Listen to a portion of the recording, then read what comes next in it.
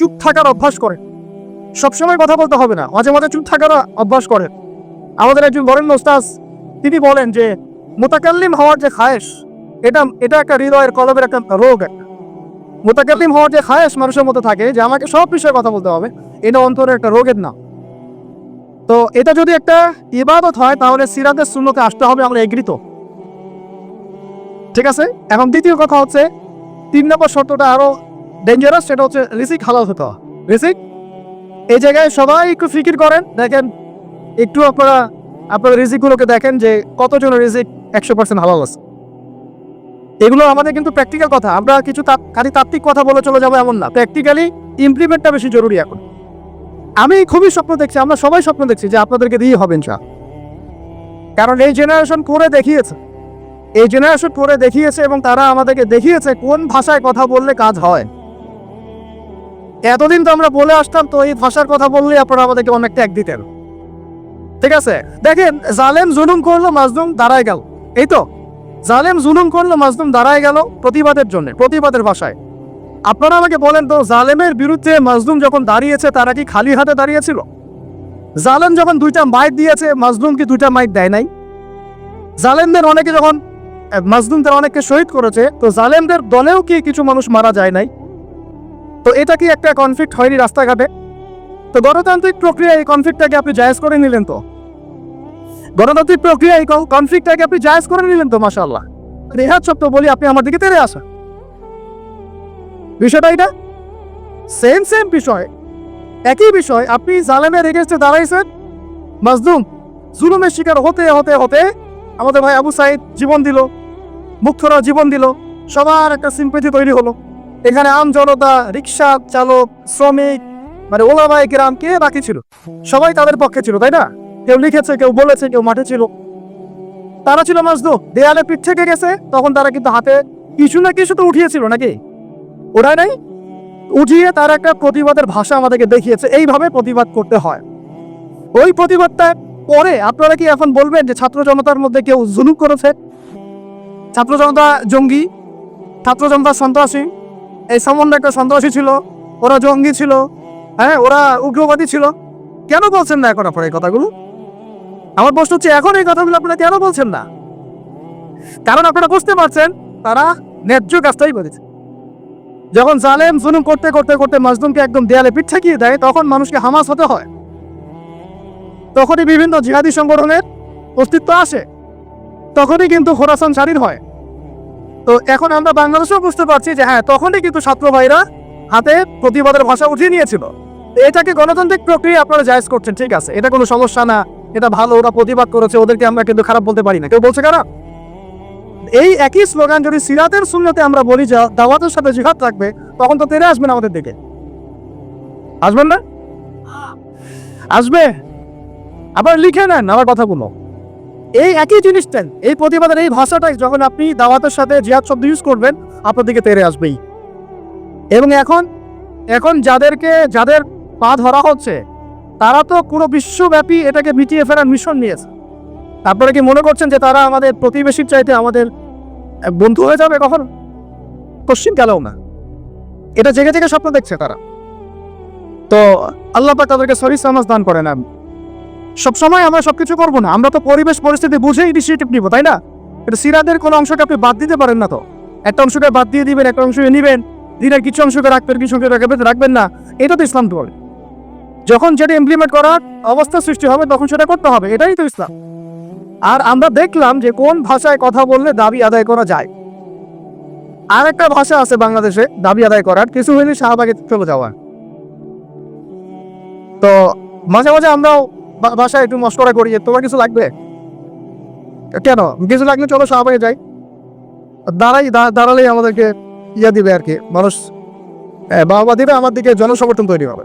তো মূল জায়গায় আসি ভাই, যে এখন আপনাদের সাথে এই ব্যাপারটা আমার ক্লিয়ার যে এটা একটা ইবাদত, এটাকে করতে হবে সিরাতের সুন্নতে, তাই তো? আর সিরাতের সুন্নতে করতে গেলে আপনাদেরকে সিরাত পড়তে হবে কিনা ভাই? মানে আমাকে বলেন যে সিরাতের 40 থেকে 50টা কিতাব আছে, এখন যদি আপনারা ঘুরে দেখেন, আলহামদুলিল্লাহ আমার বাসায় মোটামুটি সবগুলোই আছে।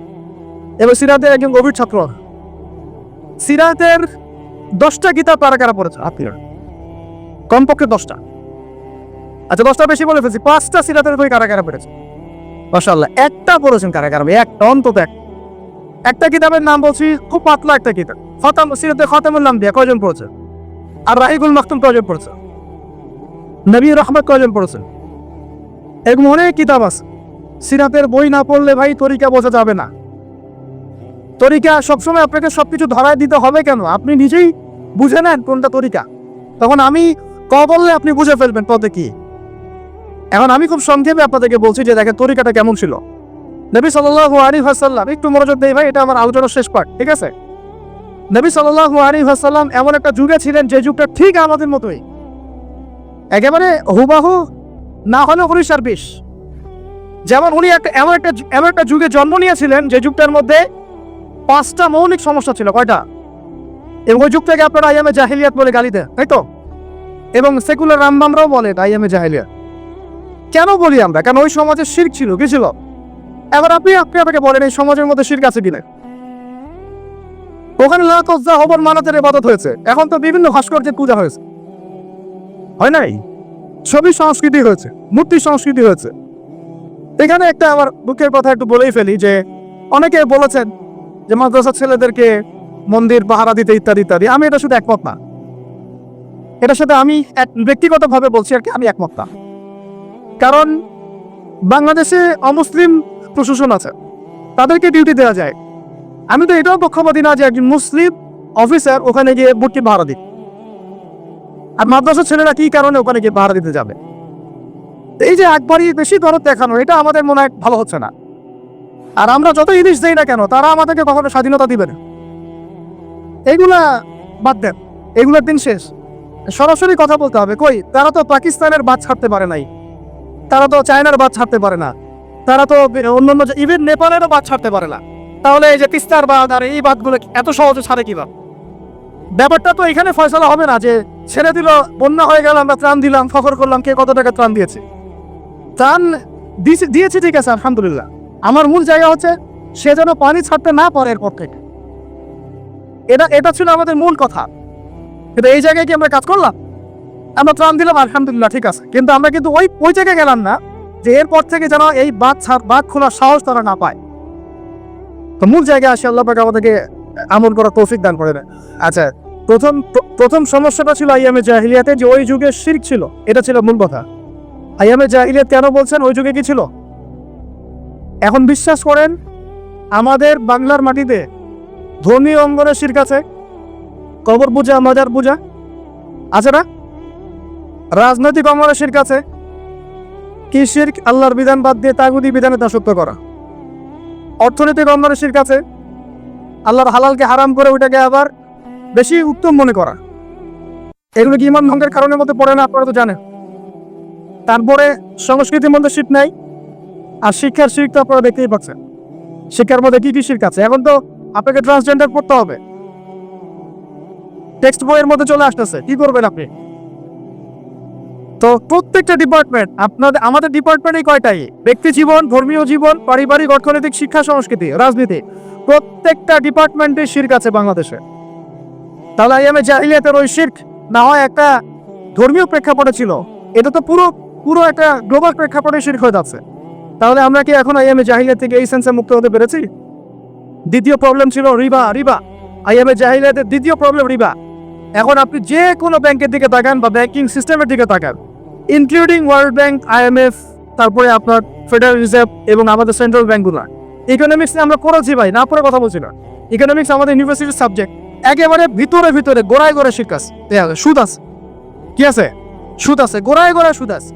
এমন ভাবে সুদের অক্টোপাসে চেপে ধরেছে যে মানে আপনি যেটাই ডিল করতে চান একটা সুদের অংশ আপনাকে দিতে হবে। পশ্চিমাদের কাছে আপনি লোন নিতে চান, বিনা সুদে কোনো লোন তারা দিবে না। বরং আমরা দেখেছি খোরাসান স্বাধীন হওয়ার পরে তাদের যে রিজার্ভ ছিল ওটা তারা জব্দ করেছিল। এন্ড আপনারা তো অনেকে জানেন যে তারা এখন কারেন্সির দিক থেকে অনেক উন্নত হয়ে গেছে। কেউ কি কখনো জিজ্ঞাসা করেছেন বা প্রশ্ন তুলেছেন যে কি ফর্মুলা তারা ইমপ্লিমেন্ট করেছে?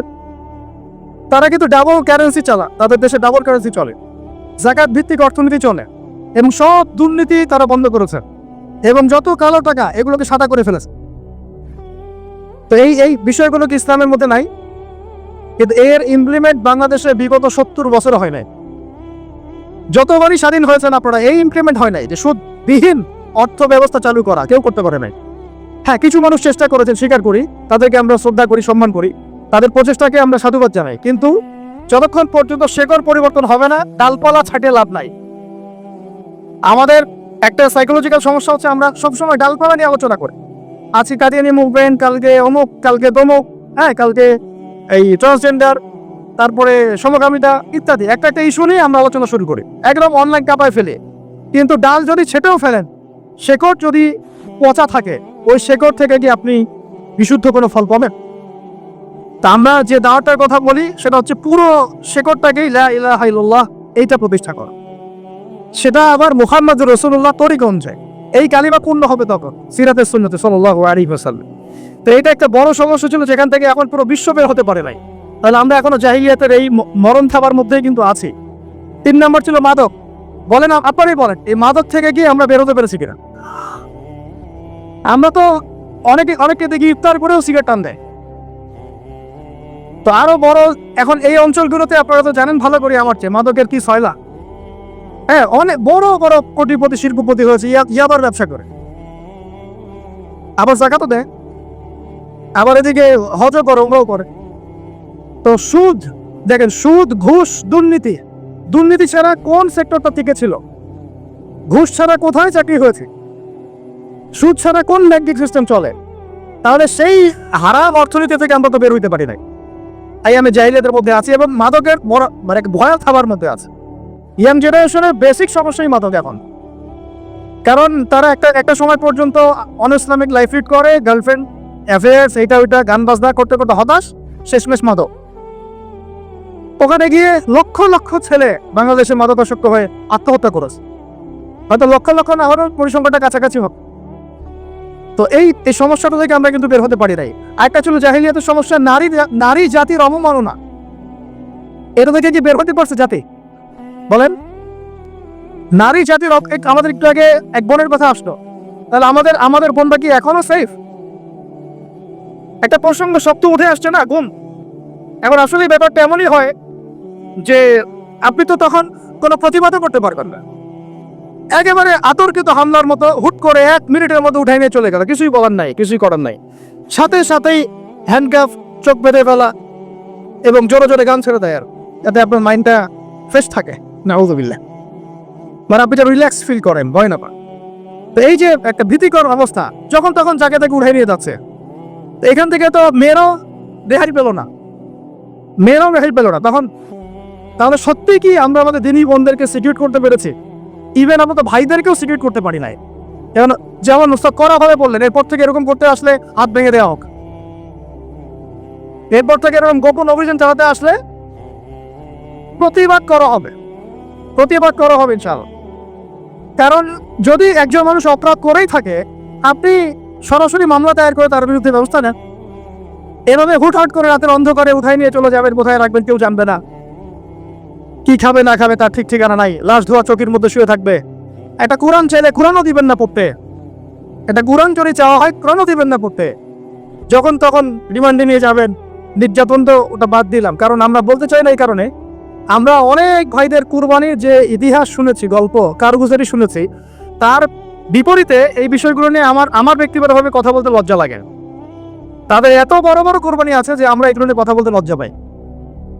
ঠিক আছে, তো এতটুকু শুধু ইঙ্গিত দিব যে এগুলোর পিছনে যতটা নাই রাম বাম আর নাস্তিক মোতাদেরা দায়ী, তার চেয়ে বেশি দায়ী ছিল এক শ্রেণীর দাড়ি টুপিওয়ালা মানুষ।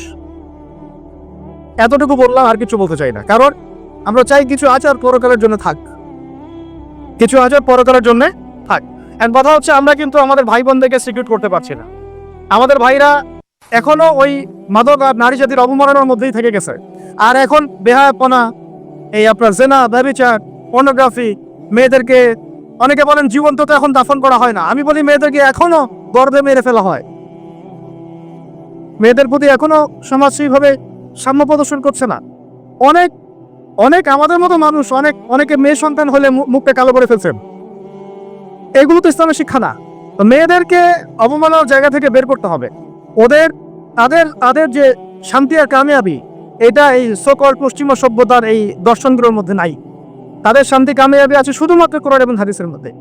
এই মেসেজটা আমাদের বোনদেরকে পৌঁছাতে হবে ইনশাআল্লাহ। এবং আমাদের বোনরা কিন্তু অনেক ইমানদার, অনেক শক্ত, যারা ইসলামের পথে ফিরে আসে না, আমরা কিছুটা দেখেছি দূর থেকে, তারা মাশাআল্লাহ অনেক শক্ত মুমিনা হয়, তার ধার কাছে হয়তো আমরা যেতে পারি না, জানেন। এইরকম আপনারা, আমি রিকোয়েস্ট করি আপনাদেরকে যে আপনারা তো বিয়ে শাদী করবে, শুধু দিনদারিতাকে প্রাধান্য দিয়ে বিয়ে করেন দিই, অন্য বিষয়গুলো টেম্পোরারি, আপেক্ষিক, একে হাস দিলে দোয়া করলাম, ঠিক আছে। দিনী বোনদেরকে দিনদারিতার ভিত্তিতে আপনারা আপনাদের সহধর্মিনী মারান, অন্য কোনো বিষয় দেখতে যায় না। হ্যাঁ, থাকলে তো আলহামদুলিল্লাহ ভালো, কিন্তু এটা সবচেয়ে বেশি জরুরি বিষয় না। সবচেয়ে বেশি জরুরি বিষয় দিনদারিতা, পরহেজগারিতা, ঈমান।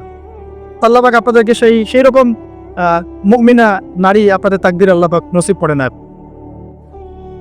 এরকম মুমিনা নারী পাইলে দেখবেন যে একাই সারা দেশ কাঁপায় ফেলবেন। চাও, ইতিহাস আছে এগুলোর, আছে তো নাকি?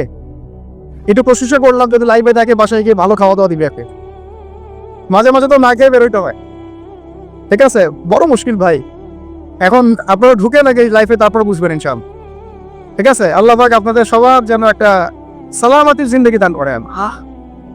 কিন্তু নারীর অবমাননার ওই জাহিলিয়াত থেকে কিন্তু আমরা বের হইতে পারিনি।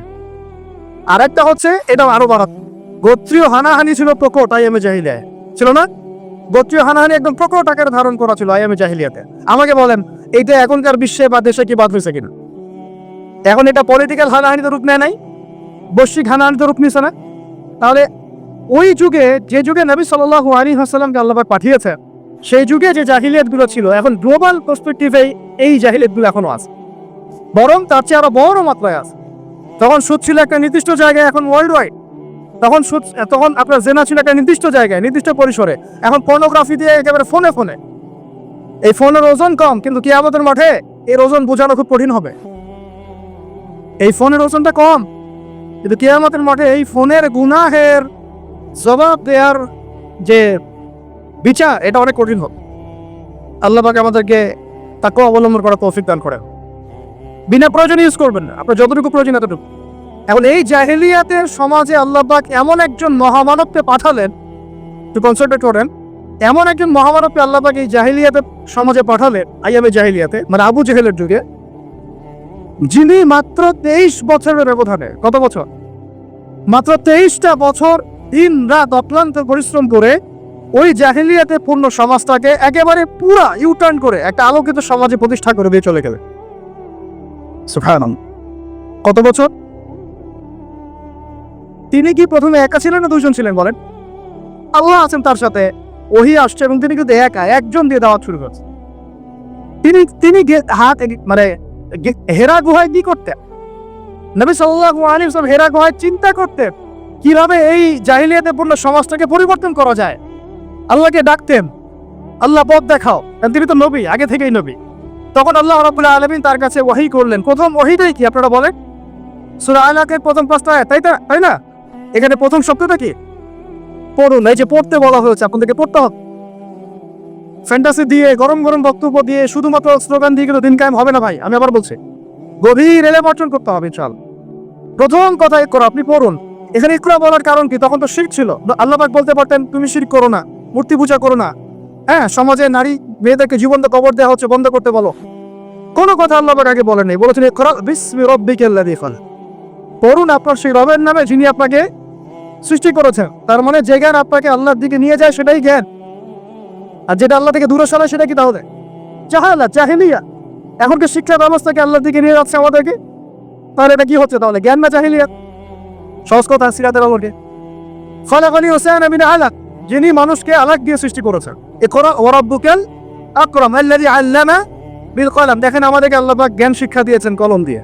ওয়া আল্লামা আদম আসমা কুল্লাহা, আল্লাহ পাক আদম আলাইহিস সালামকে সমস্ত নাম শিক্ষা দিয়েছেন। আমরা সৃষ্টিগতভাবে জ্ঞানী ছিলাম না, আল্লাহ আমাদেরকে জ্ঞান দান করেছেন সুবহান।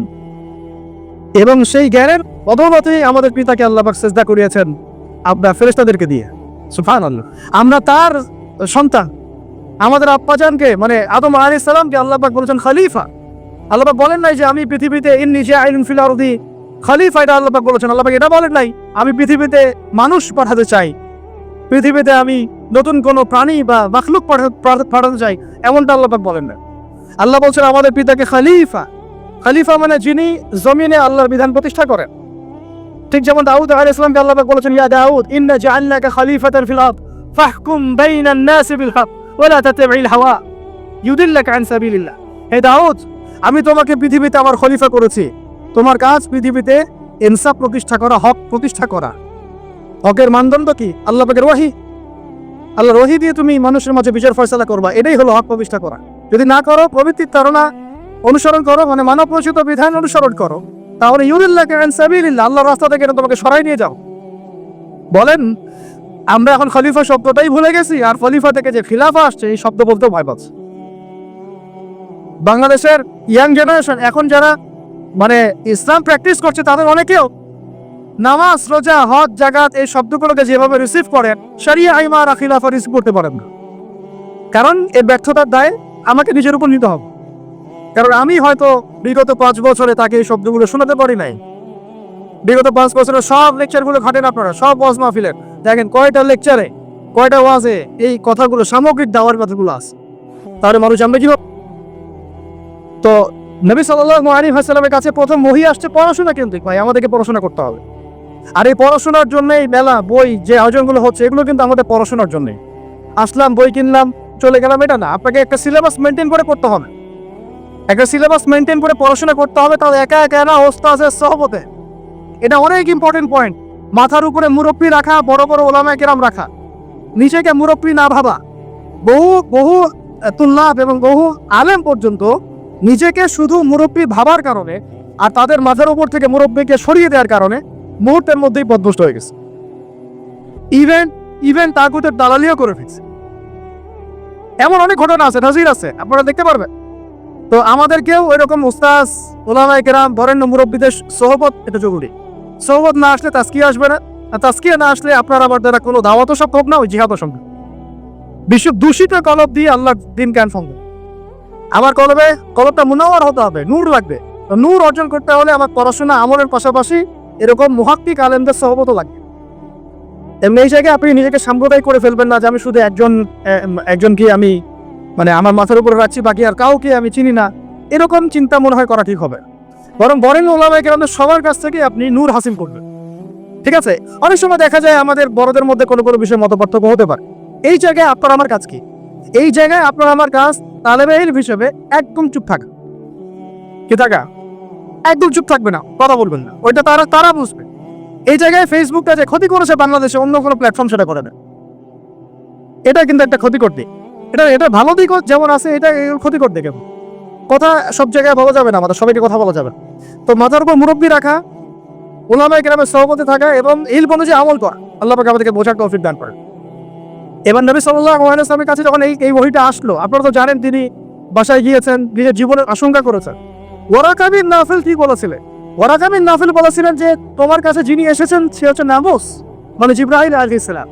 এইবার তোমাকে বের করে দিবে। আমার পয়েন্টটা ধরেন এই জায়গায়। ওয়ারাকা বিন নাফিলের কাছে আল্লাহর নবীকে নিয়ে যাওয়া হলে সাল্লাল্লাহু আলাইহি ওয়াসাল্লাম, তিনি মন্তব্য করেছিলেন যে তোমার কাছে যে এসেছে সে হচ্ছে নামুস, জিবরাইল আলাইহিস সালাম। তোমার কাছে এমন একটা ওহী আসছে, এইবার তোমাকে তোমার কওম বের করে দিবে। নবীজি অবাক হয়ে জিজ্ঞাসা করেছিলেন যে আমাকে তারা বের করে দিবে? আমাকে তারা সাদেতুল আমিন বলে থাকে, তাই না? তখন তিনি বলেছিলেন এর আগে যার কাছেই নামুস এসেছে, মানে এই ওহী, আল্লাহর ওহী এসেছে, তাকেই তার কওম বের করে দিয়েছে। তার মানে কি? তার মানে আপনি যখন ওহী ভিত্তিক হকের কথা বলবেন এবং সিরাতে সুন্নতে নিজেও চলবেন এবং সেটা কায়েম করতে চাইবেন, আপনাকেও সমাজ থেকে বের করে দেওয়া হতে পারে। বের করে দেওয়া হতে পারে, আরো বড় কিছু হতে পারে। এখন তাকদিরে যা আছে তা হবে, এটা আল্লাহ পাকের হাতে। কিন্তু আমরা কি সুন্নত থেকে সরে যাব? এবার নবী সাল্লাল্লাহু আলাইহি ওয়াসাল্লাম যখন শুয়ে আছে, এই যে জাম্মিলুনি এইখান থেকে বলতেছে, তখন কিন্তু আল্লাহ রাব্বুল আলামিন কয়েকদিন পরে আরেকটা ওহী করেছেন। এই ওহীটা আমরা অনেকে আলোচনা করতে চাই বা করি না, এটা একটু আমি আলোচনা করবো আজ। ধৈর্য ধরতে পারছেন কি? আচ্ছা, ঠিক আছে। আপনাদের ধৈর্য চ্যুতি হয় কিনা আমি ভয় পাচ্ছি। তো দ্বিতীয় ওহীটা অনেকেই জানি। দ্বিতীয় ওহী কি এটা অনেকেই জানি না, এবং এটার ব্যাখ্যা অনেক সময় করা হয় না। প্রথম ওহীটা নিয়ে কথা হয় যে পড়াশোনা করতে বলা হয়েছে। দ্বিতীয় ওহীটা হচ্ছে সূরা মুদ্দাসসিরের প্রথম 5-6টা আয়াত। তিনি যখন শুয়ে আছেন, দ্বিতীয় ওহী আসছে, ইয়া আইয়ুহাল মুদ্দাসসির, হে কম্বল আবৃত রাসূল, উঠুন, কুম ফাআনজির, কুম উঠেন, আপনি উঠে দাঁড়ান, ফাআনজির মানুষকে সতর্ক করেন, ওয়া রাব্বুকা ফাকাব্বির আপনার রবের তাকবীর পাঠ করেন, আমরা যে বলি তাকবীর আল্লাহু আকবার, ঠিক আছে, ওয়া রাব্বুকা ফাকাব্বির ওয়া সিয়াবাকা ফাতাহহির ওয়া রুজজা ফাহজুর। দেখেন এই বেসিক আয়াতের উপর আমাদের আমল নাই, আমি দেখাচ্ছি আপনাদেরকে। এখানে ওহী প্রাপ্ত হওয়ার পরে নবী সাল্লাল্লাহু আলাইহি ওয়াসাল্লামকে বলা হয়েছে আপনি উঠে দাঁড়ান। উঠে দাঁড়ান মানে শুধু বিছানা থেকে মাটিতে দাঁড়ার অর্থ নয়। উঠে দাঁড়ান মানে হক নিয়ে আপনি সমাজের মধ্যে দাঁড়িয়ে পড়েন এবং সমাজের মানুষকে সতর্ক করা শুরু করেন। তবে হক প্রাপ্ত হলে হক চিনতে শিখলে আমাদের কাজ কি?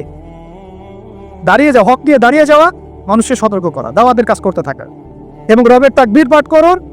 পোশাক পবিত্র রাখুন, শুধু বাহ্যিক পোশাক না, কলবের পোশাকটা। এই কলবের পোশাকের পবিত্রতা কয়জন আছে বুকে হাত দিয়ে কে বলতে পারে? কার কলবে জিনার অপবিত্রতা নাই?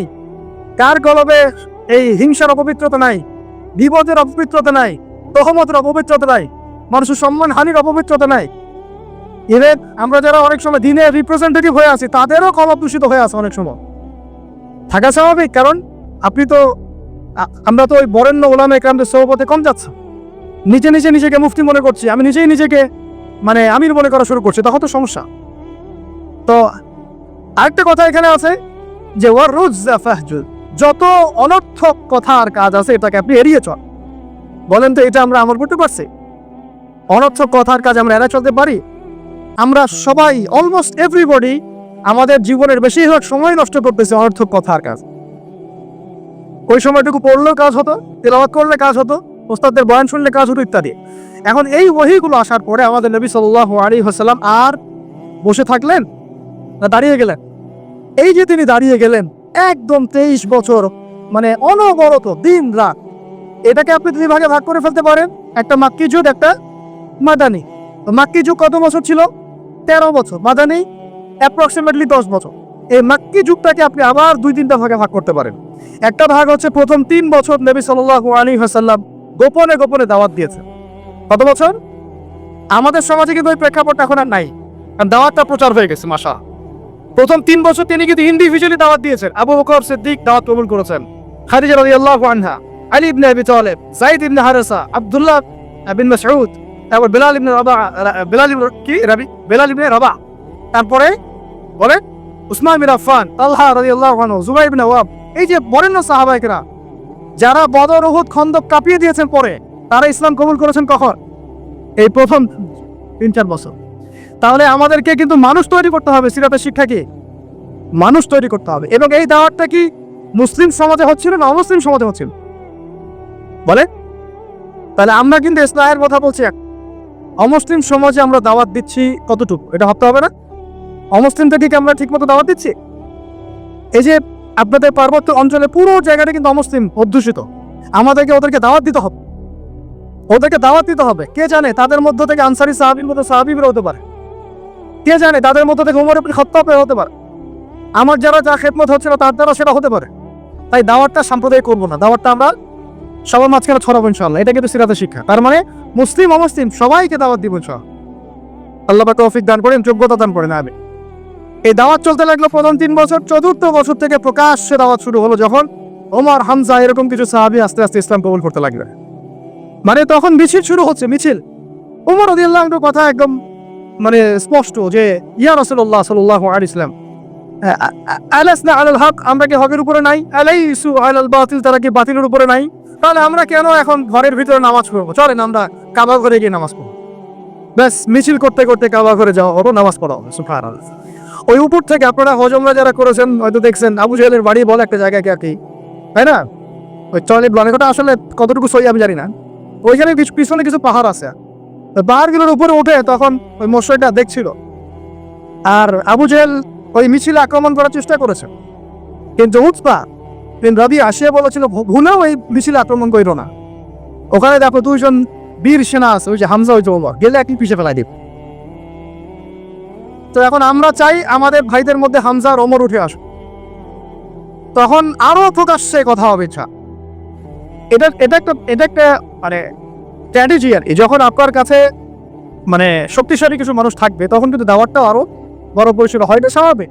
এই জন্য আমরা আমাদের সরকার হোক প্রশাসন হোক, আমাদের অমুসলিম ভাইরা হোক, ইভেন আপনারা যারা আছেন আমাদের দিনী ভাইরা, সবাইকে আমভাবে দাওয়াত দিব যে আপনারা ওমর আর হামজা হয়ে যান, ইসলামের দিকে আসেন, ওমর আর হামজা হয়ে যান ইনশাআল্লাহ।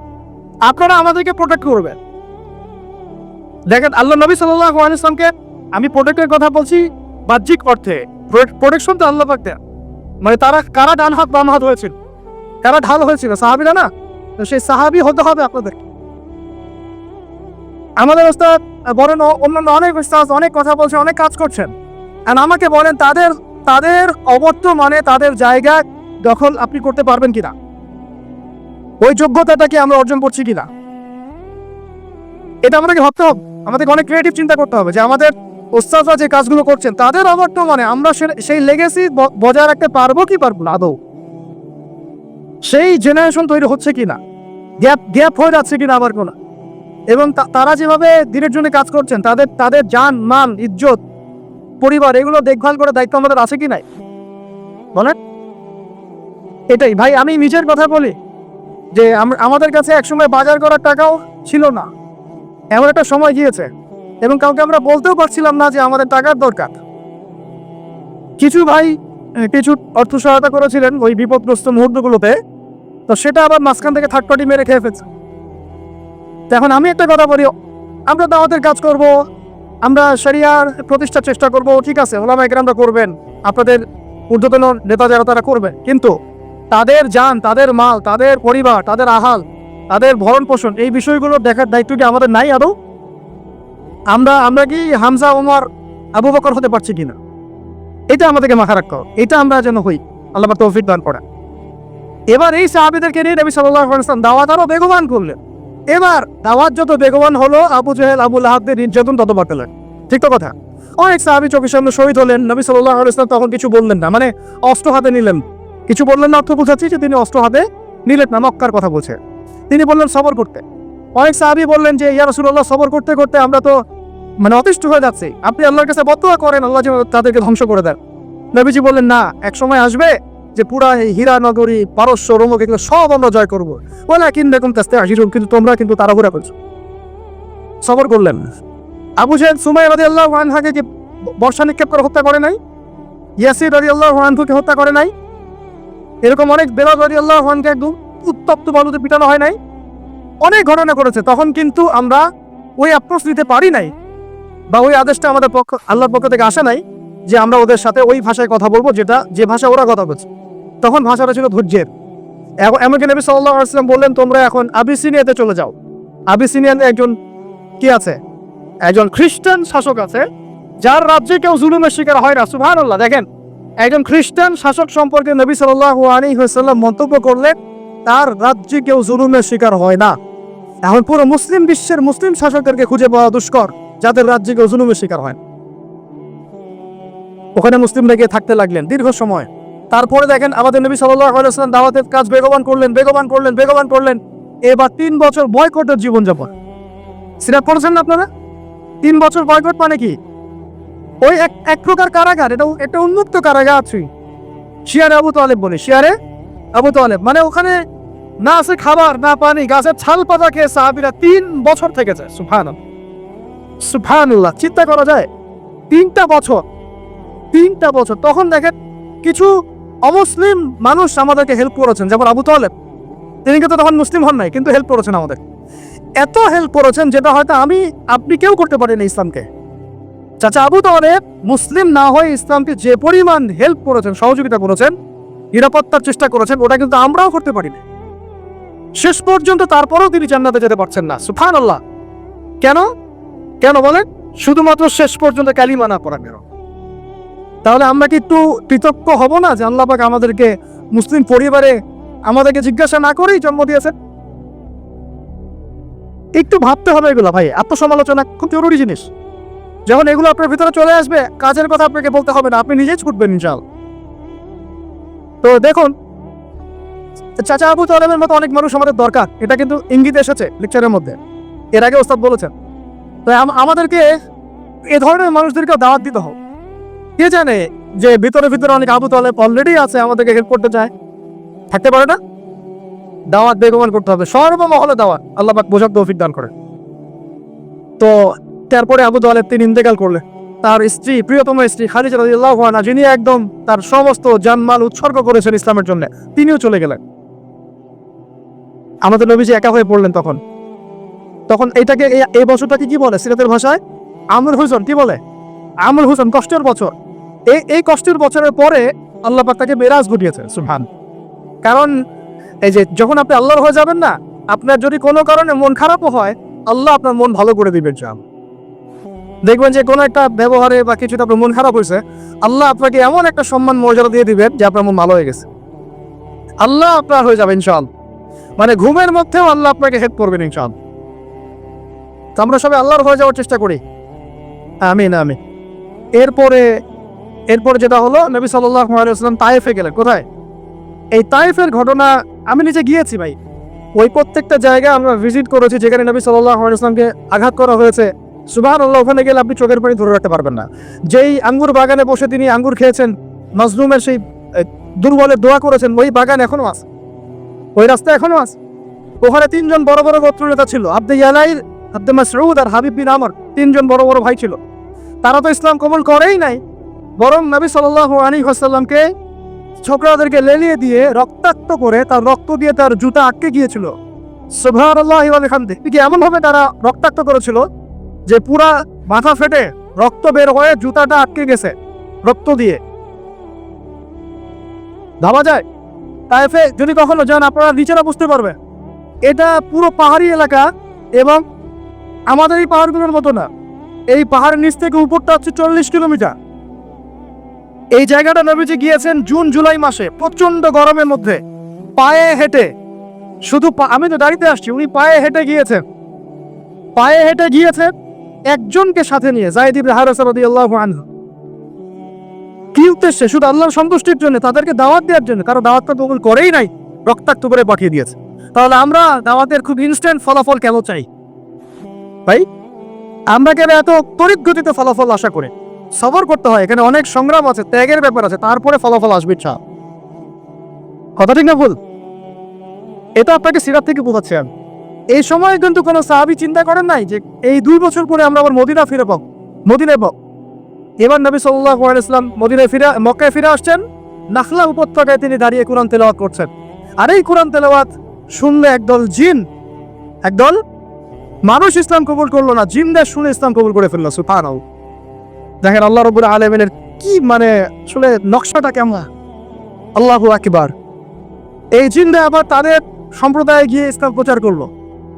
সূরা জিন পড়েন, সূরা আহকাফ পড়েন, সব আছে। তারপরে নবী সাল্লাল্লাহু আলাইহি ওয়াসাল্লাম মক্কায় ঢুকলেন। ঢোকাটাও টাফ ছিল, তারপরেও ঢুকেছেন তিনি বনু আদি গোত্রের সহযোগিতায়। তারপরে নবী সাল্লাল্লাহু আলাইহি ওয়াসাল্লাম হজের মৌসুমে দাওয়াত দিচ্ছেন। এই জায়গা থেকে ইসলামের পাল্লাটা ঘুরে গেল। এইটা আসলে আমার আলোচনার শেষ পয়েন্ট। এই জায়গা থেকে ইসলামের পাল্লাটা ঘুরে গেল এবং আমরা আর দুর্বল থাকলাম না, শুধু শক্তিশালী না, এত শক্তিশালী হলাম যে পুরো বিশ্ব আমাদের পরদলগত হয়ে গেল। সুবহান। তিনি হজের মৌসুমে দাওয়াতের কাজ করছেন। ওই সময় হজমরা ছিল আর কি বিকৃত। তো 6 জন যুবক ভাইরা শুনেন, 6 জন ইয়াং তরুণ যুবক। কয়জন? কুইজ কিন্তু আছে সামনে, মনে রাখেন এগুলা। 6 জন ইয়াং তরুণ যুবক ইয়াসরিব থেকে আসলেন মক্কায়। ইয়াসরিব কিসের নাম? মদিনার নাম। 6 জনের লিডারের নাম হচ্ছে আসাদ বিন জুরারা। কি নাম? রাদিয়াল্লাহু আনহু।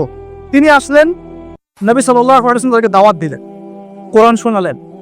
এই সাহাবী তরুণ, এত বুদ্ধিদীপ্ত সাহাবী, তিনি এত ইন্টেলেকচুয়াল ছিলেন। ভাইয়া ভালো করে শুনেন, আমাদেরকে কত বুদ্ধিদীপ্ত হতে হবে। তিনি আগেই মদিনার ইহুদিদের কাছে শুনেছিলেন কোন এক সময় যে শেষ জামানায় একজন নবী আসবেন যার নাম হবে আহমদ। কি নাম হবে? এবং উচ্চ বংশ থেকে আসবে, উচ্চ বংশ থেকে। তার চরিত্রের ব্যাপারে সবাই সার্টিফিকেট দিবে, তার চরিত্র একদম পবিত্র। তো এই সাহাবী এটা শুনেছেন আগেই, কারণ মদিনায় তখন ছিল বনু কুরাইজা, বনু কাইনুকা, বনু নাজির, এই 3টা গোত্র তারা সেখানে কিন্তু আগে থেকেই ছিল। এখানেও প্রশ্ন আছে, তারা আগে থেকে ওখানে কি করছিল? তার আগে থেকে সেখানে শেষ নবীর অপেক্ষাই করছিল। কথা বুঝতে পারছেন? ঠিক যেমন এখন তারা সব জায়গা বাদ দিয়ে ওই ইসরায়েলে, প্যালেস্টাইনে কি করে, বাইতুল মুকাদ্দাসে কি করে, তারা ওদের তথাকথিত মাসিহের অপেক্ষা করতেছে। ঠিক যেমন মদিনায় তারা অপেক্ষা করছিল শেষ নবী, ওই রকম তারা এখন প্যালেস্টাইন অপেক্ষা করতেছে তাদের তথাকথিত মাসিহ বা ত্রাণকর্তার, যাকে আমরা আমাদের ভাষায় বলি মাসিহুদ দাজ্জাল। বুঝতে পারছেন সবকিছুর লিঙ্কটা কোথায়? তাই এখন এই 6 জন সাহাবী যখন এটা জানতেন যে হ্যাঁ একজন নবী আসবেন, শোনা মাত্রই কাল বিলম্ব না করে ইসলাম কবুল করে ফেলুন। হক পেয়ে গেলে আর কাল বিলম্ব করা যাবে না, চলে আসতে হবে। ঠিক আছে, এগুলো শিক্ষা। তারপরে তারা চলে গিয়ে পরের বছর আরো 6 জনকে নিয়ে আসলেন, মোট 12 জন হলো। আস্তে আস্তে দেখেন আমাদের দিকে পাল্লা করতেছে। এই 12 জন এসে নবী সাল্লাল্লাহু আলাইহি ওয়াসাল্লামকে রিকোয়েস্ট করলেন যে আপনার সাহাবীদের মধ্যে একজনকে পাঠায় দেন, যিনি আমাদেরকে মদিনায় দিন শেখান। নবী সাল্লাল্লাহু আলাইহি ওয়াসাল্লাম দেখেন তখন আবু বকর, ওমর, ওসমান, আলী সব সাহাবী ছিলেন। তিনি পাঠালেন এমন একজন সাহাবীকে যাকে ধনীর দুলাল বলা হতো, ইসলাম কবুল করার পরে সব ছেড়ে দিয়েছে। সুবহান। মুসআব বিন উমাইর রাদিয়াল্লাহু আনহু। ঈর্ষণীয় জীবন, মানে সুবহানাল্লাহ। তিনি উহুদের যুদ্ধে শাহাদাত বরণ করেছেন। মুসআব বিন উমাইর রাদিয়াল্লাহু আনহু, এটা পরে আসতেছে। তো তাকে পাঠিয়ে দেওয়া হলো এই যে মদিনায়। এখন আপনি মদিনায় যান, লাখ লাখ মানুষ নামাজ পড়তেছে, এবং এটা মানে প্রায় 1400 বছর থেকে চলে আসতেছে, তাই না? 1400-1500 বছর থেকে এত মানুষ, এত সুন্দর পরিবেশ, এত সুন্দর নামাজ কেরাত। মদিনায় গেলে মনটা ভালো হয়ে যায়। ঠিক আছে, এত সুন্দর রুহানিয়াত একটা। এই মদিনায় ইসলামের দরজাই খুলে গেল মুসআব বিন উমাইর রাদিয়াল্লাহু আনহুর মাধ্যমে। আল্লাহ পাক তাকে কবুল করেছেন। দেখেন, তা আমাদেরকে যুব ভাইদের মধ্যে মুসআব বিন উমাইর বের করতে হবে, তাই না? এটা কি এখন শুধু ফেসবুক স্ক্রল করলেই হবে? না, আমার ইলম অর্জন করতে হবে ভাই। ওস্তাদ লাগবে না, মুরব্বী লাগবে না, পড়াশোনা করতে হবে না? পড়াশোনাটা খুব বেশি পড়, এর পাশে বাকি কাজগুলো আপনি সমন্বয় করে করবেন। তো তিনি দাওয়াতের কাজ করলেন মাত্র 1 বছরে। কত বছর? মাত্র 1 বছরের ব্যবধানে 75টা পরিবার ইসলাম কবুল করেছে। এবং সেখানে সাদ বিন মুআজ রাদিয়াল্লাহু আনহুর মতো বড় নেতাও ছিলেন, মানে যার কথার একটা ভ্যালু আছে সমাজে, এরকম বড় বড় সাহাবীও ছিলেন। এবার তারা চলে আসলেন পরের বছর মক্কায়, এসে হাতে হাত রেখে বায়াত করলেন। কি করলেন? আপনারা তো দিন কায়েম করতে চান, তাই না? কার হাতে বায়াত করেছেন? হ্যাঁ, মুরব্বী কি আপনার? প্রশ্ন আছে অনেক। জামাই মারার কথা বলছি না আমরা? এখানে অনেক সুন্নাহ আছে। এখানে আমি এটা ফিকহি মাসালা যেতে যাচ্ছি না, যেটা কতটুকু জায়েজ না জায়েজ বা ফরজ ওয়াজিব সুন্নাত মুস্তাহাব, এটা না। দেখেন আমরা দাড়ি কেউ কেটে ফেলি না, কেটে? হ্যাঁ, আমরা কি দস্তরখানা ছাড়া খাওয়া দাওয়া করি? কেউ করি না, কিন্তু মেসওয়াক সবাই করি। তো এখন আপনি এত গুরুত্বের সাথে মেসওয়াক করেন কেন? এত গুরুত্বের সাথে আপনি সুন্নাহগুলো রাখেন কেন? দস্তরখানার ব্যাপারে এত আপনি কেন গুরুত্ব দেন কেন? কারণ প্রত্যেকটা সুন্নাহ আপনি আমল করতে চান, তাই না? তো দেখেন, কোন সাহাবী নবী সাল্লাল্লাহু আলাইহি ওয়াসাল্লামের হাতে বায়াত ছাড়া দিন কবুলও করেন নাই, কোন সারিয়াও বায়াত ছাড়া হয় নাই, কোন জিহাদও বায়াত ছাড়া হয় নাই, ইমানও ছাড়া রাষ্ট্র হয় নাই। অনেক ব্যাপার আছে, এগুলো আপনাদেরকে আস্তে আস্তে বুঝতে হবে। আমি জানি এগুলো একটু মানে কারণগুলো একটু কঠিন, আস্তে আস্তে আপনারা এগুলো বুঝবেন ইনশাআল্লাহ। আল্লাহ পাক আপনাদেরকে বোঝার তৌফিক দান করুন। দেখেন, ওই বিষয়টা না থাকলে, আল্লাহকে সাক্ষী রেখে যখন সাহাবীরা নবী সাল্লাল্লাহু আলাইহি ওয়াসাল্লামের হাতে হাত রেখে বায়াত করেছেন যে আপনি মদিনায় আসেন, আমরা যেভাবে আমাদের স্ত্রী সন্তানদেরকে নিরাপত্তা দেই, আপনাকেও দিব, আপনার সাহাবীদেরকেও দিব। তারপরে নবীজি বলেছেন যে যদি তোমরা না পারো তাহলে আগেই বলে দাও, ঠিক আছে? এটা যদি না পারো আগেই বলে দাও। তারা বলেছেন যে আমরা আমাদের জান মাল দিয়ে আপনাকে এইভাবে প্রোটেকশন দিব, যেভাবে আমরা আমাদের স্ত্রী সন্তানদেরকে প্রোটেকশন দিয়ে থাকি, নিরাপত্তা দিয়ে থাকি। শুধু একটা প্রশ্ন তারা করেছিলেন যে ফামা লানা ইযা ফাআলনা যালিকা ইয়া রাসূলুল্লাহ, আমরা যদি এই কাজটা করি, আপনাকে এইভাবে আপনি হিজরত করে আসেন, সাহাবীরা হিজরত করে আসে, তাদেরকে নিরাপত্তা দেই, তাহলে আমরা কি পাবো? আমরা, নবীজি বলেছেন আল জান্নাহ, তোমরা জান্নাত পাবে। তাহলে এটার উদ্দেশ্যটা বোঝেন। দুনিয়াবি কোনো স্বার্থ তাদের ছিল না, এবং এমনকি মক্কা বিজয়ের পরেও যখন ওই যে হুনাইনের যুদ্ধ হলো, তখন কিছু গনিমত নবী সাল্লাল্লাহু আলাইহি ওয়াসাল্লাম বেশি দিচ্ছেন নতুন ইসলাম গ্রহণকারীদেরকে। আনসারী সাহাবীরা একটু চুপচাপ। তো নবীজি গিয়ে বলছেন, হে আমার আনসারী সাহাবীরা, তোমরা কি মনে কষ্ট পেয়েছো? আরে আমি তোমাদের, তোমরা আমার। তোমরা মনে কষ্ট পাচ্ছ কেন? আমি তোমাদের, তোমরা আমার। তারপরে তাদের সব কষ্ট দূর হয়ে গেল। দেখেন, তারা কিন্তু এই জান্নাতের তখনই ওই আয়াত নাযিল হয়েছে, ইন্নাল্লাহা আশতারা মিনাল মুমিনিনা আনফুসাহুম ওয়া আমওয়ালাহুম বিআন্না লাহুমুল জান্নাহ। এই যে আয়াতগুলো, তখন কিন্তু এগুলো সারা নজল আছে।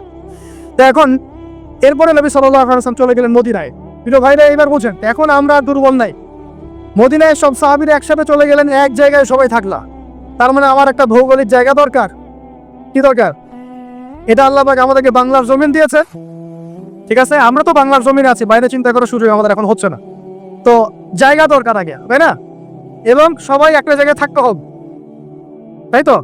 তারপরে নবী সাল্লাল্লাহু আলাইহি ওয়াসাল্লামকে সবাই আমির মেনেছেন না? নেতা কয়েছেন সেখানে। তো এই জায়গায় আমাদের একটা প্রবলেম আছে। আমরা এখানে মানে সবাই মিলে একজনকে ফিক্স করতে পারছি না বা হয়ে উঠছে না। আমরা দোয়া করবো আল্লাহর কাছে, আল্লাহ পাক যেন তার মাকবুল কোনো বান্দাকে আমাদের উপরে নিয়ে আসেন, যিনি পুরো উম্মাহকে নেতৃত্ব দিবেন সব। তবে ইতিহাস থেকে একটা বিষয় পাওয়া যায় যে সবাই মিলে একটা জায়গায় না এসেও দিন বহু জায়গায় কায়েম হয়েছে, ঠিক আছে? ক্ষুদ্র ক্ষুদ্র অনেক কয়ফা দিয়েও দিন কায়েম হয়েছে। জরুরি না যে সবাইকে একবার একটা প্ল্যাটফর্মে নাম লেখাইতে হবে, এটাও জরুরি না। কিন্তু একজন নেতা দরকার। কি দরকার? একজন নেতা দরকার, অনুসারী দরকার, আমাদের একটা জায়গা দরকার, একটা ইমারত দরকার এবং বায়াও দরকার আছে, ঠিক আছে? আল্লাহ পাক আমাদেরকে বোঝার তৌফিক দান করে। তারপরে এবার নবী সাল্লাল্লাহু আলাইহি ওয়াসাল্লাম হলেন সেখানকার আমির, তাই না? রাষ্ট্রপ্রধান, নবী এবং সেখানকার নেতা এবং আমিরও, সবকিছুই তিনি মদিনা সনদ করলেন। ওখানে ইহুদিরা ছিল, ওদের সাথে চুক্তি হলো। ধারাগুলো আপনারা পড়ে নিয়েন, আজকে সিরাতের বই না কিনে কেউ বাড়িতে যাবেন না, ঠিক আছে? মার্কেটিং করে দিলাম ভাই, হাদিয়ে দিয়েন। তো সিরাতের বই না কিনে বাসায় কেউ যাবেন না। তিনি মদিনা সনদের ধারাগুলো তাদের সাথে ডিল করা হলো। মুসলিমদের মধ্যে তিনি দিনী ভাই সম্পর্ক স্থাপন করলেন, একজন আনসার একজন মুহাজির, একজন আনসার একজন মুহাজির। এই দিনী ভ্রাতৃত্ব লাগবে আমাদের। আবার এই ভ্রাতৃত্বের জায়গায় আমরা দুর্বল আছি, এখানেও দুর্বল আছে। আমরা কাউকে মাথায় উঠাইতে সময় নেই না, নামাইতেও সময় নেই না। হ্যাঁ, কারো একটা ভালো কোণ দেখলে একেবারে মাথা উঠে ফেলাই। আবার দেখা যায় একটু কিছু দেখা যাচ্ছে একটু খারাপ নেগেটিভ, হ্যাঁ, আমরা তো মনে করি সবাই ফেরেশতা হবে আর কি, ঠিক আছে? তখন আবার একদম আসার দিয়ে মাটিতে ফেলে দিই। এটা সুন্নাত না সিরাতের, ঠিক আছে? দেখেন হাতেব বিন আবি বালতা রাদিয়াল্লাহু আনহু, তিনি পত্র নিয়ে গিয়েছিলেন, নবী সাল্লাল্লাহু আলাইহি ওয়াসাল্লাম তাকে তিরস্কার করেন নাই। পত্র নিয়ে আগে অগ্রিম খবর দেওয়াটা কিন্তু একটা অপরাধী ছিল তো। কিন্তু অনেক সাহাবী প্রতিবাদ করছিলেন ওরা ভাষায়। নবীজি বলেন না, ওকে ছেড়ে দাও, সে বদরি সাহাবী, সে বদরের যুদ্ধ করেছে। আর তোমরা কি জানো না যে বদরের যুদ্ধ করেছে তার সব গুনাহ মাফ করে দিয়েছেন আল্লাহ পাক? আমাদেরকে বুঝতে হবে যে আমরা একটু দিনই রুহামা উবাইনা, আমাদের মধ্যে রহম দিল পয়দা করতে হবে ভাই। এত কনজাস্টেড চিন্তা চেতনা করলে হবে না। আল্লাহ পাক আমাদেরকে বোঝার তৌফিক দান করেন। এখন আসেন শেষ অংশটা। এবার যে রাষ্ট্র পেয়ে গেলাম, নেতা পেলাম, ইমারত জামারা সব পেলাম, এখন ইসলাম কিন্তু শুধু দাওয়াত দিচ্ছে না। এখন কিন্তু ইসলাম মানে মুসলিমরা শুধু দাওয়াতের মেহনত করছে না, এখন শুরু হলো সারিয়া অভিযান। কি অভিযান? বদর প্রথম যুদ্ধ না, বদরের আগেও বেশ একটা সারিয়া হয়েছে। সারিয়া সাইফিল বাহার, সারিয়া রাগেব, এরকম অনেক সারিয়া হয়েছে। সারিয়া মানে কি? যেই সামরিক অভিযানে আমাদের নবীজি নিজে যান নাই, কোনো সাহাবীকে পাঠিয়েছে। তাহলে এখন শুধু দাওয়াত চলতেছে না, জিহাদও চলতেছে। এখানে দাওয়াত জিহাদ একসাথে, একে অন্যের পরিপূরক, একজন একটা থেকে একটা আলাদা। কথা কি বুঝতে পারতেছে? তো এখন সারিয়া শুরু হয়ে গেল। সারিয়া হতে হতে হতে এক পর্যায়ে আবু সুফিয়ানের কাফেলাকে নিয়ে কেন্দ্র করে বদরের ব্যাটেল যুদ্ধ হয়ে, এই বদরটাকে আমরা বলি গাজওয়া। কি বলে? গাজওয়া। এটা কিন্তু আকস্মিক হয়ে গেছে। আর কারণ সাহাবীরা আসছিলেন কাফেলাটা আক্রমণ করতে, তারা তো জানতেন না যে মক্কা থেকে এত সেনাবাহিনী নিয়ে তারা আবার হাজির হবে।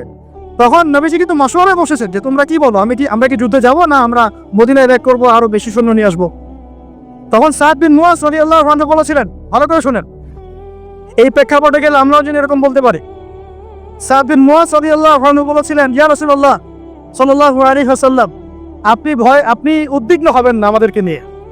আপনি যদি আমাদেরকে উত্তাল সাগরে লাফ দিতে বলেন, আমরা চোখ বন্ধ করে আপনার আদেশ ফলো করে উত্তাল সাগরে লাফ দিব।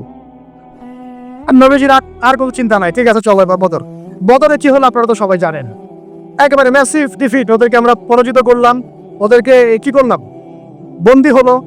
বন্দীদের সাথে কিন্তু আমরা উগ্র আচরণ করি নাই, মুক্তিপণ নিয়েছি এবং অনেককে পড়াশোনা শিখিয়েছেন, তারা ছেড়ে দেওয়া হয়েছে। এটা মুক্তিপণ ছিল, পড়াশোনা শেখানো। একটা বিষয় এখানে কাজ করি যে দেখেন, আমরা বাংলাদেশের মাটিতে কিন্তু মক্কা বিজয় করি নাই। আমরা যা হয়েছে বাংলাদেশে, এটা কিন্তু মক্কা বিজয় হয় না। তো এমন ভাবে আমরা ক্ষমা ঘোষণা করা শুরু করলাম, মনে হচ্ছে আমরা যেন মক্কা বিজয় করে ফেলছি। আরে এটা অধিকারটাই বা আপনারা এককভাবে প্রত্যেকে পাচ্ছেন। কারণ যারা যারা অপরাধী তারা তো এখনো অপরাধী, বিভিন্ন জায়গায় আছে। কেউ পালাই গেছে, কেউ আরো লাক্সারিয়াস কোনো লাইফ লিড করতেছে, এক একজনের আমল নামায় যে 100 জনকে ইনকাউন্টারের পাপ লেখা আছে, এটা আপনি ক্ষমা ঘোষণা করতে যাচ্ছেন কেন? তো কেসাস আমরা করবো কোথায়?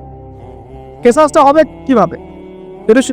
দেখেন, বদরের যুদ্ধে বন্দীদেরকে কিন্তু ক্ষমা করা হয়েছে এবং কি করা হয়েছে, গনিমত পাওয়া গেছে, তাদেরকে আমরা মুক্তিপণ দিয়ে ছেড়েছি অনেককে, তাই না? অনেকে পড়াশোনা শিখিয়েছে, ছেড়ে দেওয়া হয়েছে। কিন্তু উমর রাদিয়াল্লাহু আনহুর সেই স্টেটমেন্টটা আপনাদেরকে মনে রাখতে হবে। উমর রাদিয়াল্লাহু আনহুর পক্ষে ছিলেন বলেন, তিনি ছিলেন এই পক্ষে যে ইয়া রাসূলুল্লাহ এই সবগুলোকেই একবারে গর্দান নামায় দেন, যদি এটা থাকে তাহলে আরো ঝামেলা করবে ভবিষ্যৎ। এটা কার স্টেটমেন্ট ছিল? আচ্ছা, কোরআন নিয়ে আপনারা গবেষণা করে আমাকে আপনারাই বললেন তো যে আল্লাহ রাব্বুল আলামিন এই স্টেটমেন্টটার প্রশংসা করেছিলেন না নিন্দা করেছেন? যে আল্লাহ রাব্বুল আলামিন পরবর্তীতে কিন্তু শিথিল আয়াত আসছে সূরা আনফাল পরে, কিন্তু আল্লাহ পাক কিন্তু কিছুটা ধমকের সুরে কথা বলেছে, তোমরা দুনিয়া প্রত্যাশা করছো, আপনারা পড়ে দেখেন।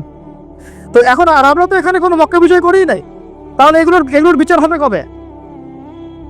আমরা দেখবো, আমরা এটা দেখার অপেক্ষা আছি আবু সাঈদের কেসাস কবে হয়। আমরা দেখবো যে মুগ্ধদের কেসাস কবে হয়। তারা হত্যার বিচার শব্দ শুনতে চায়, কেসাস শব্দ নিতে পারে না। কি আশ্চর্য কথা! তাহলে আপনাদের সাথে আমাদের আদর্শের কত পার্থক্য দেখুন। এই সিস্টেমগুলোতে, গণতান্ত্রিক এই মানবরচিত আইনের সিস্টেমগুলোতে বাদী মরে যায়, বিবাদীও মরে যায়, মামলা মরে না। ইসলামিক কেসাসে এত সময় নাই। কয়দিন আগে সৌদি আরবে একটা ঘটনা করছিল, আপনি দেখেন নাই? যে চাচাতো ভাইরে কিভাবে জানি মেরে ফেলছে, কেসাস কয়ই লাগবে শেষ পথি। এটা একটা অকাট্য বিধান।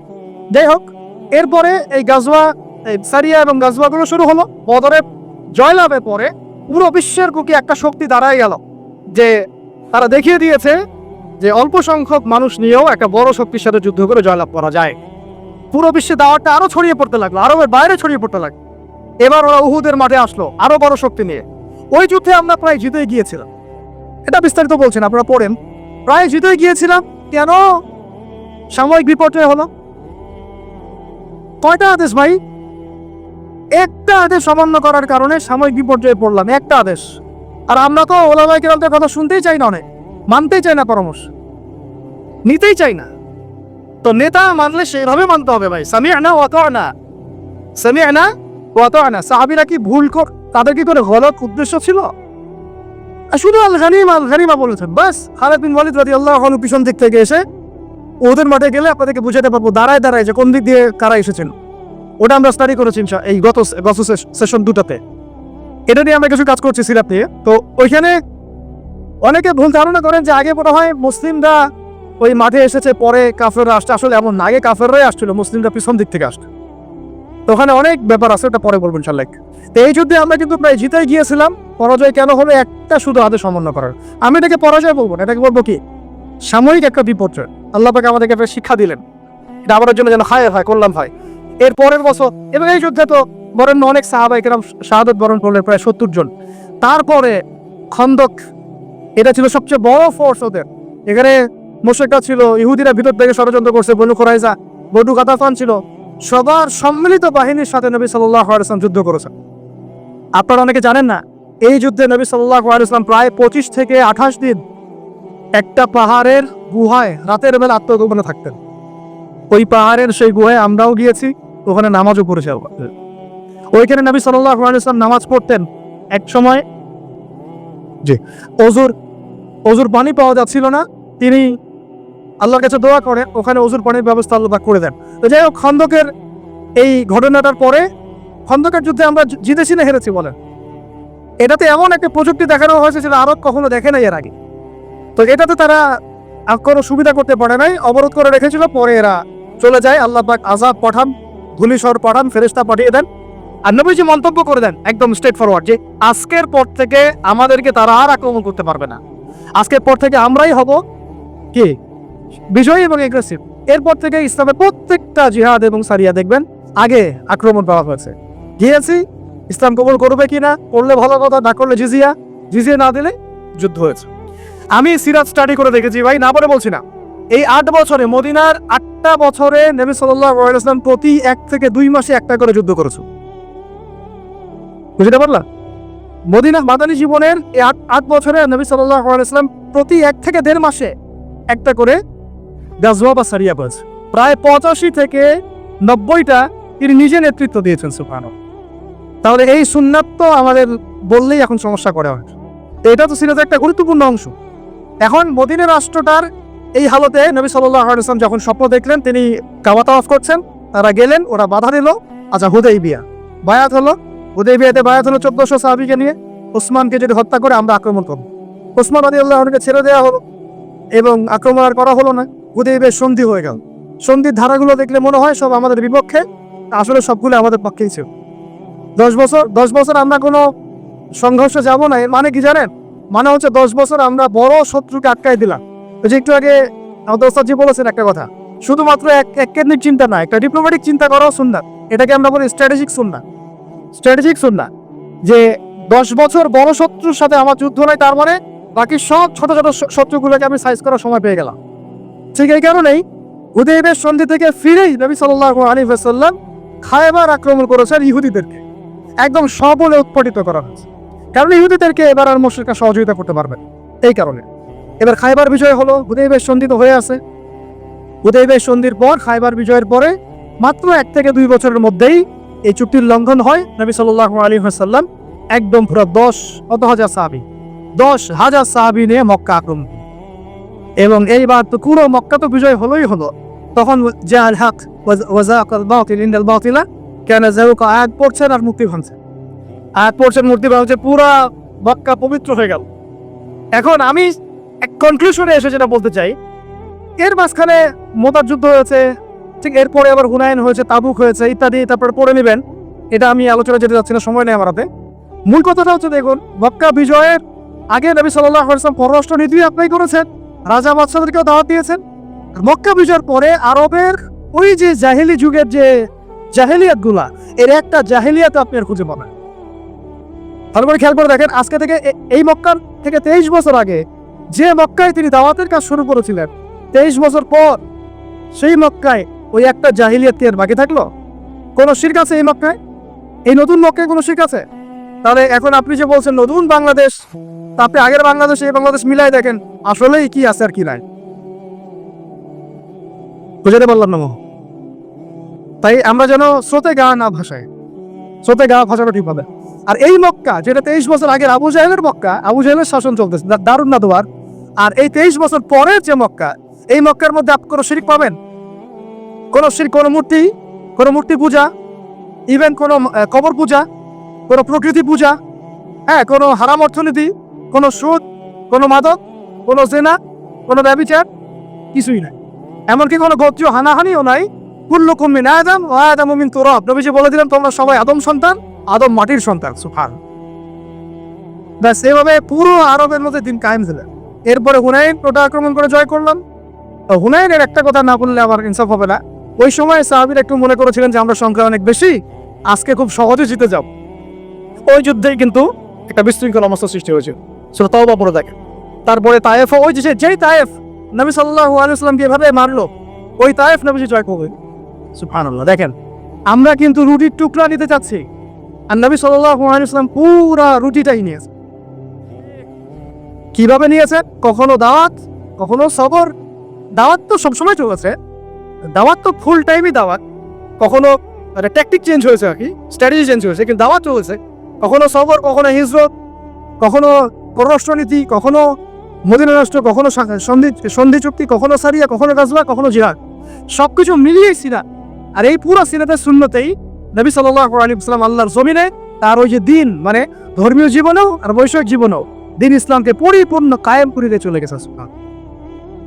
এটা কি ওইখানেই শেষ ছিল?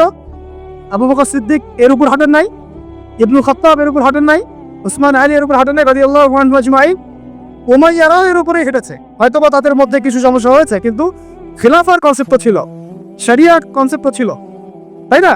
তারপর আব্বাসীয়রা কি এটা খিলাফা উঠিয়ে দিয়েছিল? শরিয়া আইন উঠিয়ে দিয়েছিল? ওইটাও ছিল। এমনকি ওই আন্দালুসিয়াতেও ছিল।